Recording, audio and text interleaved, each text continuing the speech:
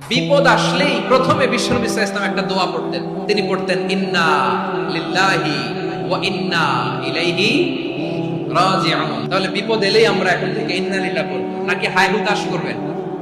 একদল আছে হাই হুতাশ করে, হায় আল্লাহ রে মোর কি হইল রে, মুই কি হরমু রে, মুই কমবে যামু রে, এরকম বিলাপ করতে নিষেধ করেছেন বিশ্বনবী।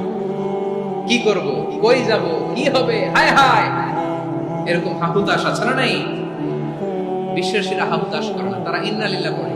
তারপরে বিশ্বনবী পড়তেন আল্লাহুম্মা আজুরনি ফি মুসিবাতি ওয়াখলুফ লি খায়রাম মিনহা। একসাথে প্রথমে পড়তেন ইন্না লিল্লাহি ওয়া ইন্না ইলাইহি রাজিউন, তারপর পড়তেন আল্লাহুম্মা আজুরনি ফি মুসিবাতি ওয়াখলুফ লি খায়রাম মিনহা, মানে আল্লাহ এই যে আমি বিপদে ধৈর্য ধারণ করলাম এটার সব তুমি আমারে দাও, আর যেটা হারালাম এর চেয়ে ভালো কিছু দিয়ে মেকআপ করে দিও, ভালো কিছু দিয়ে বদল করে দিও। সুবহানাল্লাহ পড়েন।